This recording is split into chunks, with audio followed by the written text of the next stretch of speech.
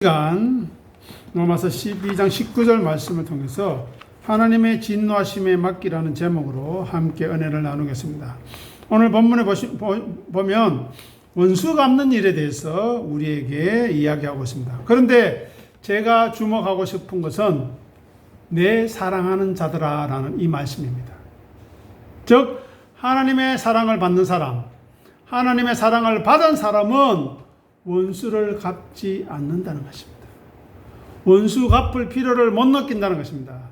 하나님의 진노하심에 온전히 맡기는 믿음의 사람이라는 것입니다. 그러면 먼저 내 사랑하는 자들아 라는 이 말씀을 통해서 그 원수 갚는 일과 어떻게 연결되는가 살펴보겠습니다.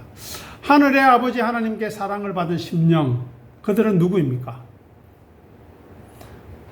자, 하나님은 사랑이십니다. 자, 요한일서 4장 16절 앞에 보시면서 같이 읽어보겠습니다. 하나님이 우리를 사랑하시는 사랑을 우리가 알고 믿었노니 하나님은 사랑이시라. 사랑 안에 거하는 자는 하나님 안에 거하고 하나님도 그의 안에 거하시느니라. 아멘. 하나님은 뭐라고요? 사랑이라고 합니다. 사랑. 그런데 우리가 그 사랑을 알고 어떻게 해요? 믿었다고요. 정말 그렇습니까? 우리는 하나님을 아는 사람으로 살아가고 있습니까? 우리는 그 하나님의 사랑을 믿는 사람으로 살아가고 있습니까? 생각해야 합니다. 하나님은 사랑을 행하시는 분이 아닙니다. 하나님 자신이 사랑이십니다. 하나님은 사랑하시기 때문에 사랑이 하나님이 아니라 사랑이시기 때문에 사랑이 나오는 것입니다. 하나님에게 있어서 사랑은 하나님의 선택이 아니라 본질입니다. 즉 사랑을 베푸는 것이 하나님의 존재 방식이라는 것입니다. 죄인들을 사랑하시는 하나님. 한번 생각해 보십시오. 우리는 우리를 미워하는 사람 사랑하고 있습니까? 내게 나를 힘들게 하고 나를 고통스럽게 하는 사람들 사랑하고 있습니까? 정말 꼴도 보기 싫은 사람, 나에게 상처를 주고 아픔을 주고 아무 이유 없이 나를 해코지하는 사람들 사랑할 수 있습니까?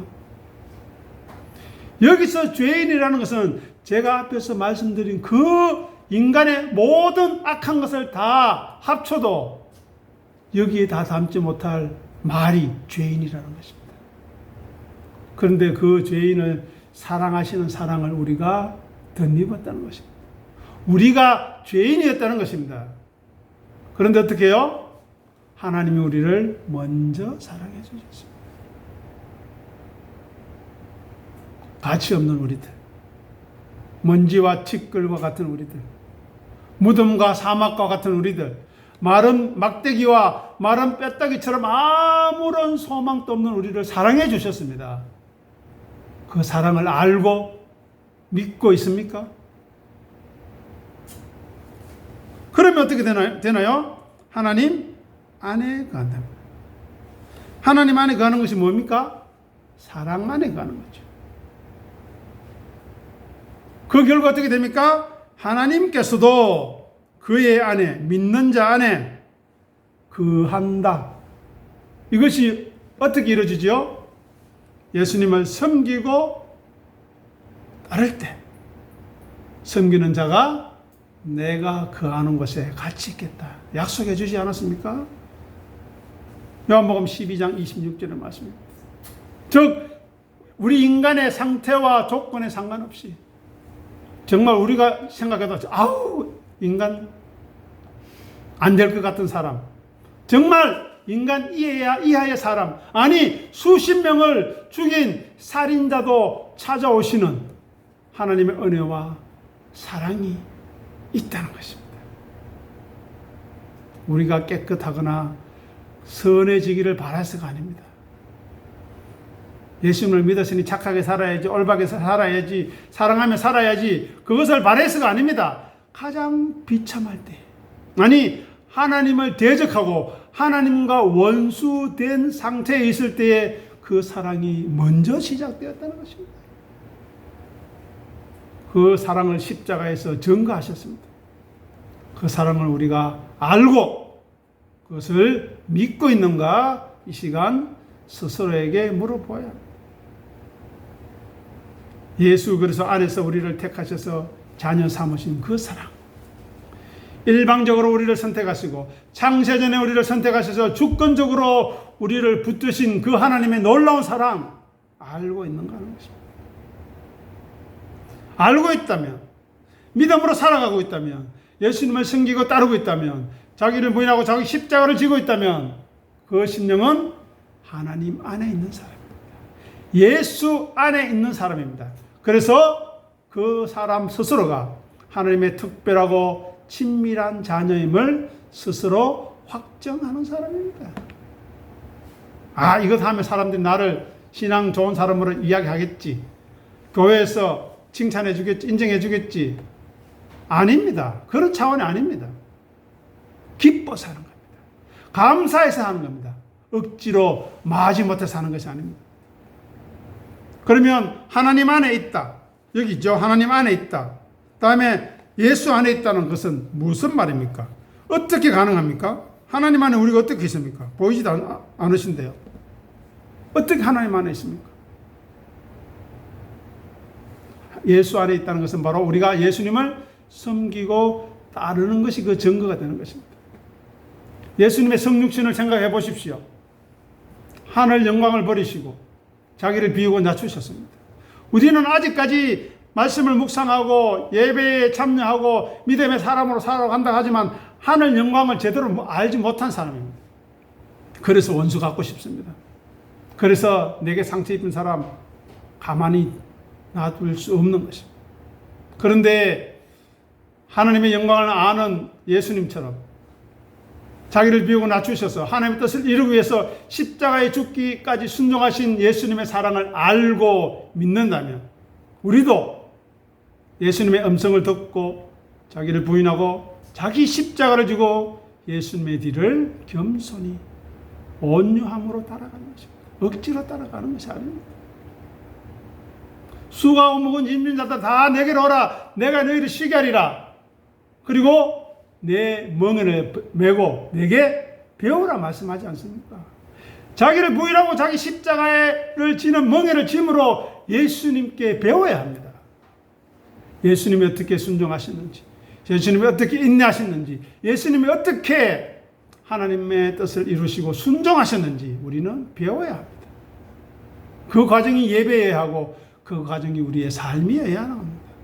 그럴 때 우리는 세상의 조건과 상관없이 아무리 나이 들고 병 들고 남들이 추하다고 이야기해도 그 사람은 복된 사람이요. 그 사람은 하나님이 기뻐하시고 하나님이 사랑하시는 사람입니다. 그 말씀을 들을 때 우리는 위로와 감사와 감격과 찬양이 넘치는 것입니다. 그 말씀에 우리가 아멘 할 수 있어야 합니다.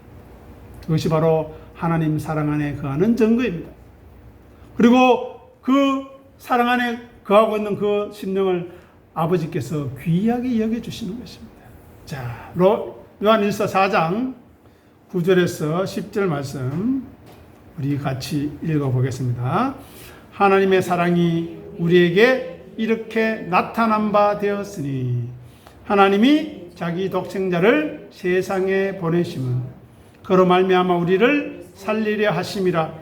사랑은 여기 있으니 우리가 하나님을 사랑한 것이 아니요 하나님이 우리를 사랑하사 우리 죄를 속하기 위하여 화목제물로 그 아들을 보내셨음이라. 아멘. 자기 아들을 세상에 보내셨대요. 세상이 어떤 것입니까?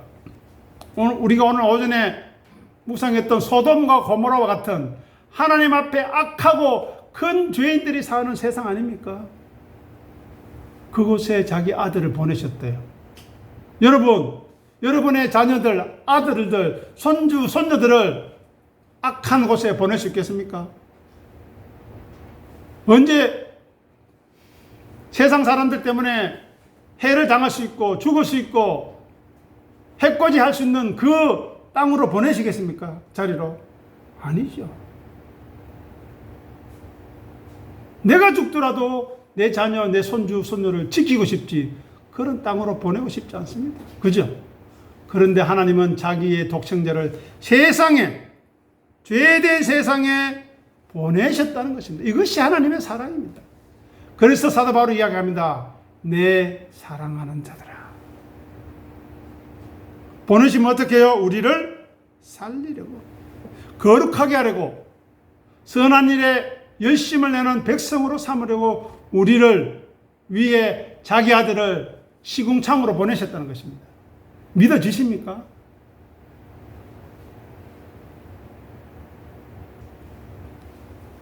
자기 독생자를 이 땅에 보내신 것은 영광을 위해서, 잘 먹고 잘 살기 위해서, 떵떵거리며 위세를 떨치기 위해서 보낸 것 아니라 죄인된 우리를 살리려고 보내셨다고 합니다.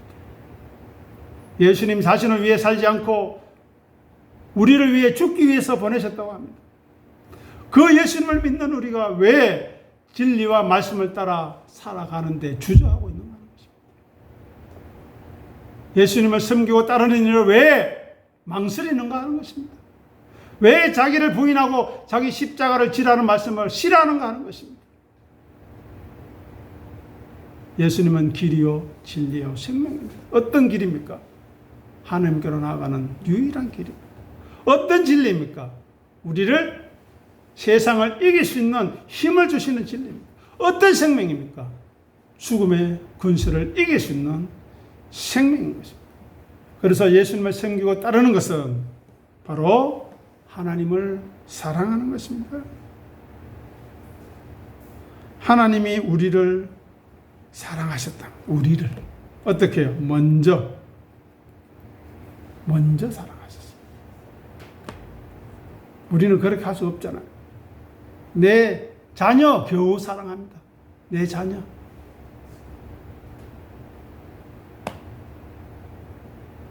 어떤 데는 자녀도 마음에 들지 않으면 그것도 잘 안 하지요. 이렇게 예수님을 보십시오. 화목제물로 보내신 이유는 우리가 세상의 가치를 따라 살지 않도록 하기 위해서 보내셨습니다.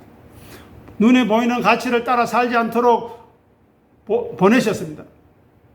눈에 보이지 않는 것, 하늘의 삶의 방식으로 살아가는 것이 어떤 것인가? 예수님을 보내셔서 살게 하시고, 예수도 그렇게 살았으니 너희도 그렇게 살 수 있다고, 내가 힘을 주겠다고, 내가 위로하겠다고, 내가 도와주겠다고, 내가 함께 하겠다고 말씀하시는 것입니다.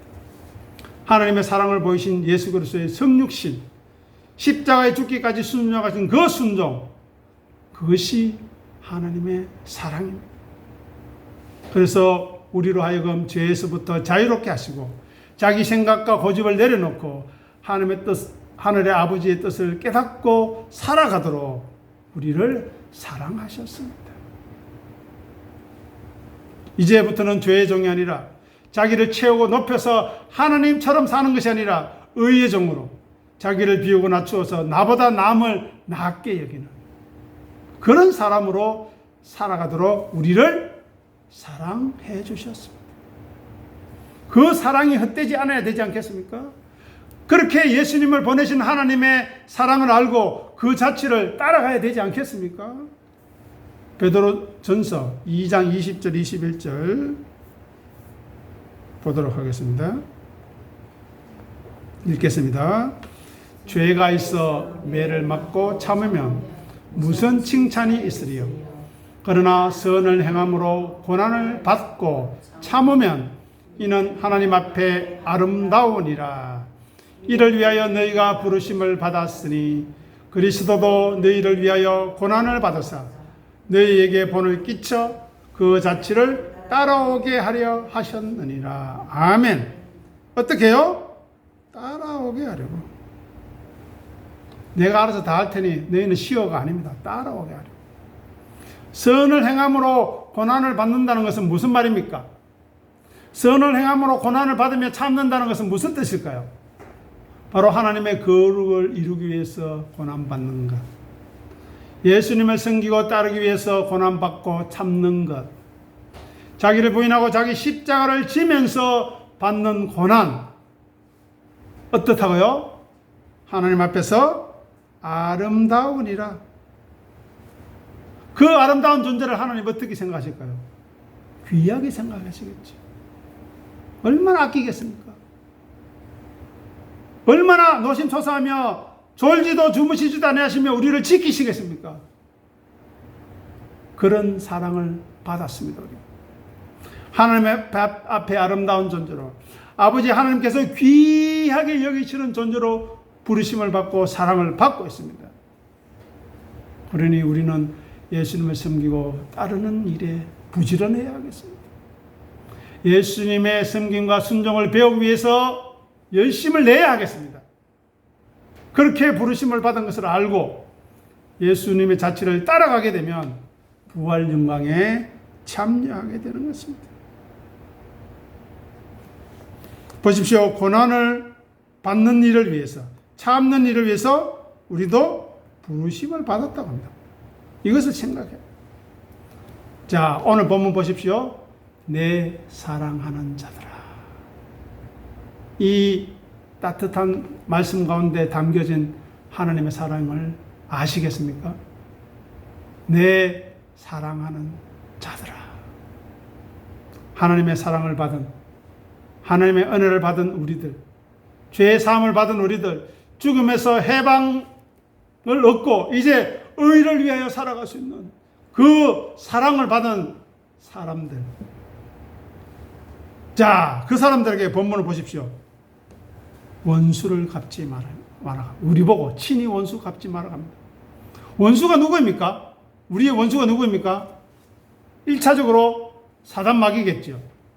사단마귀는 또 누구입니까? 우리를 참사합니다. 아, 저 보십시오. 자기 고집대로 살고 지멋대로 살고 땡깡 부립니다. 아유, 저런 사람이 무슨 하나님 믿는 사람입니까? 우리에게 참수합니다. 우리를 미혹합니다. 고집 피워라. 네 마음대로 해라. 네 하고 싶은 대로 해라. 그래야 남들이 인정해주고 남들이 그래도 체면을 안 깎지. 그렇게 살아야 한다. 유혹합니다.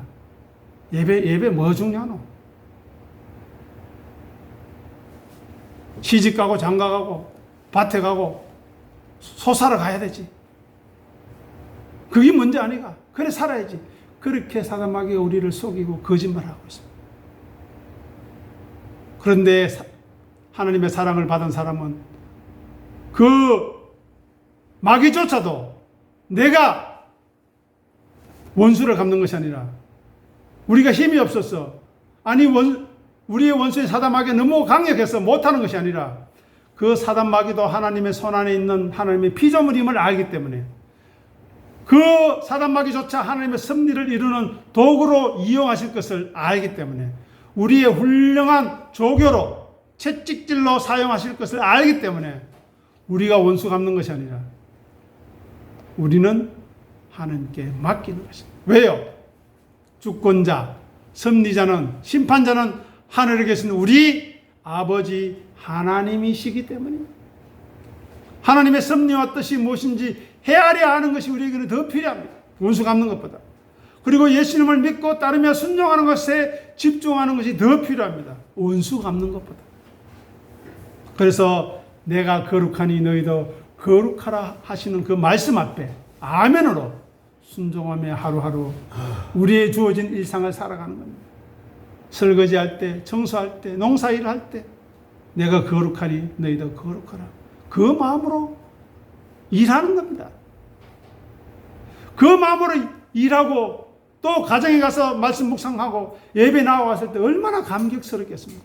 그런데 그렇게 하지 않으니 일만 힘들고 고달프기만 고달프고 옆에 있는 사람이 나를 도와주는 사람이라 위로해주는 사람이라 더 힘들게 하는 사람이 되고 예배 나와도 기쁨도 없고 감사도 없고 그저 시간 때우다 가는 것.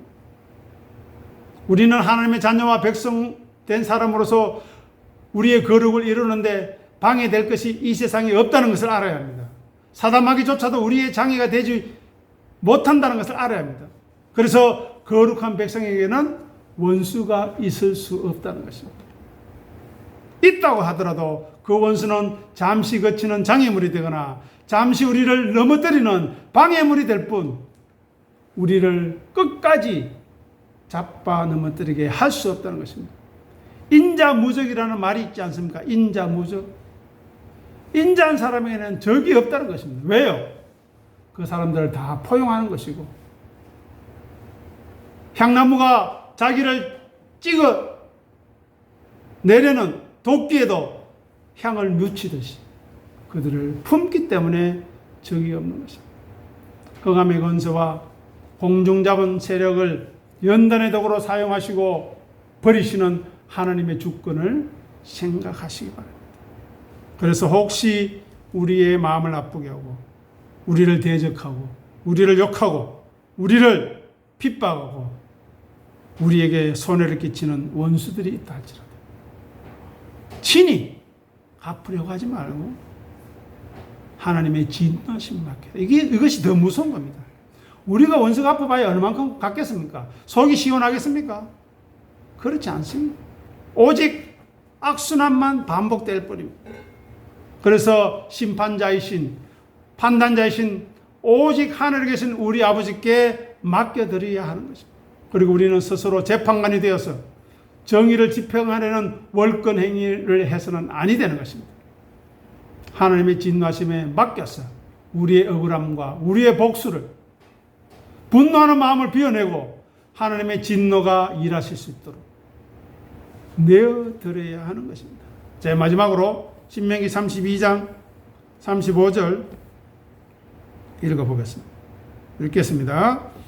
그들이 실족할 그때에 내가 보복하리라. 그들의 환난 날이 가까우니 그들에게 닥칠 그 일이 속히 오리로다. 아멘. 보십시오. 내가 하나님이 보복하리라. 내가 알아서 다 해줄게. 걱정하지 말라는 겁니다. 그리고 그 일이 우리가 볼 때 좀 더딘 것 같고 우리가 볼 때 좀 느린 것 같지만 그렇지 않습니다. 속히 이루어질 것입니다. 필요하시다면 우리를 당장이라도 끌어올리셔서 하나님의 품에 품어주실 것입니다. 하나님의 명령과 하나님의 말씀을 거부하고 거역하는 것, 하나님의 말씀을 듣지 않으려고 거절하고 외면하는 것, 그 자체가 심판입니다. 그래서 요한복음 3장 18절에서 이렇게 말씀하지 않습니까? 예수 그리스도를 믿지 아니함으로 벌써 심판을 받은 것이니라. 예수 그리스도를 섬기고 따르지 아니하는 것 벌써 심판을 받은 것입니다. 자기를 부인하고 자기 십자가를 지지 않는 것 벌써 심판을 받은 것입니다. 하늘의 아버지의 사랑을 받지 아니하는 것, 죄와 어둠의 자리에 머물러 있는 것 심판을 받은 것입니다. 보십시오. 그들의 환난 날이 어떻다고요? 가깝다는 것입니다. 그들의 환난이 가까울수록 우리에게는 어떤 날이 가까울까요? 영광의 날. 착하고 충성된 종아 네가 작은 일에 충성하였으니 내 영광에 참여하라는 그 귀한 말씀을 들을 날이 가까이 오고 있다는 것을 생각해야 하겠습니다. 예수 그리스도의 십자가의 은혜를 모르는 것, 예수님을 믿지 않는 것, 예수님의 음성을 듣지 않는 것, 그것은 바로 하나님과 원수되는 것입니다. 그것이 바로 진정한 원수죠. 성경이 말하는 원수입니다. 우리는 하나님과 원수의 자리에 있지 않는가 생각해야 합니다. 정말 우리는 하나님의 말씀을 마음 깊이 간절한 마음으로 받아들이고 그 말씀이 하나님의 말씀으로 받아들여서 그 말씀을 내가 어떻게 행할 것인가, 그 말씀을 어떻게 내 삶, 내 자리에서 하나님의 은혜를 나타낼 것인가 고민해야 하는 것입니다.